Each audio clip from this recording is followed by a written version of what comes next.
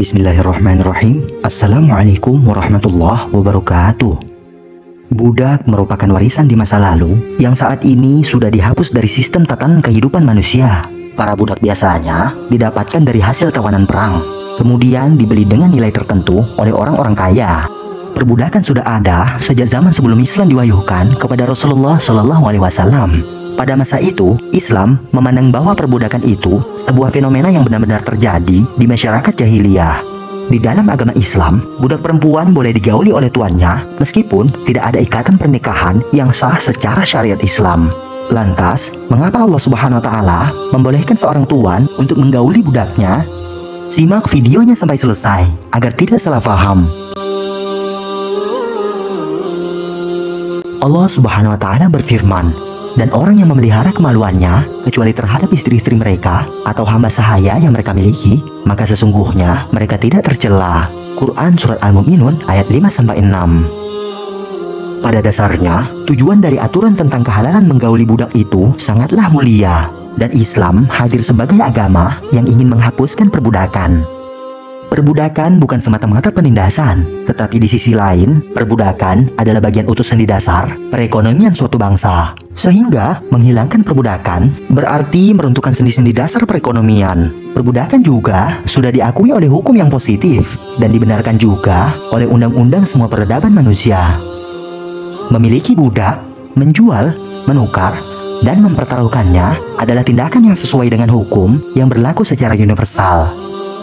Hukum positif semua bangsa tentang budak, termasuk juga keabsahan untuk menyetubuhi budak perempuan, merupakan bagian dari aturan yang diakui oleh semua bangsa yang hidup di masa itu, dan bukan menjadi hal yang aneh atau melanggar hukum. Di tengah kondisi nyata seperti ini, Islam diturunkan di negeri Arab untuk pertama kalinya, karena tujuan akhirnya untuk menghilangkan sistem perbudakan di muka bumi. Maka, Islam melakukan perubahan secara berangsur-angsur. Proses penghilangan budak membutuhkan waktu yang harus dilalui, apalagi perbudakan itu terkait dengan sendi-sendi ekonomi suatu bangsa dan membutuhkan waktu yang lebih lama. Seperti yang diketahui, satu budak harganya mencapai 100 dinar, sebagaimana salah satu riwayat menyebutkan tentang harga Bilal saat dibebaskan. 1 dinar itu senilai dengan harga 1 ekor kambing, sedangkan seekor kambing harganya 1 juta rupiah. Berarti satu orang budak itu harganya mencapai 100 juta rupiah. Dan jika satu orang tuan di Makkah memiliki 100 budak, maka nilai asetnya adalah 10 miliar. Jika budak dihapuskan dalam satu ketukan palu, hal ini pasti akan menimbulkan penentangan dan akan mengguncangkan perekonomian. Islam menghapuskan perbudakan secara berkala dengan beberapa cara. Yang pertama lewat hukuman, kafaroh atau denda. Dahulu, apabila seseorang yang melakukan dosa tertentu, maka pilihannya adalah denda, yaitu membebaskan budak.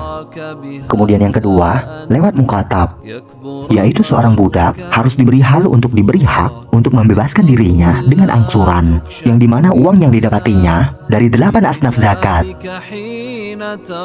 Yang ketiga, lewat sedekah atau tabaruk. Jika seseorang tidak melakukan dosa, tetapi dia ingin mempunyai amal ibadah yang sangat bernilai di sisi Allah, salah satu jalan untuk memenuhinya, maka dia harus membebaskan budak miliknya, atau membeli budak milik orang lain untuk dibebaskan.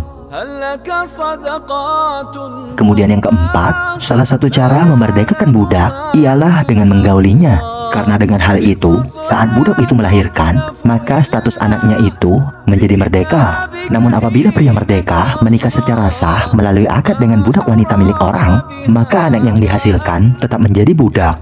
Hal itu terjadi karena status anak merupakan hak milik tuan dari si ibu yang telah menikah dengan orang lain. Maka, dengan cara menggauli budak tanpa pernikahan, merupakan cara Islam menghapus secara perlahan sistem tersebut. Jika dibandingkan dengan bangsa lainnya, budak dilecehkan dan dihinakan. Akan tetapi, di dalam Islam, budak diangkat derajatnya, bahkan dianjurkan agar diperlakukan selayaknya saudara.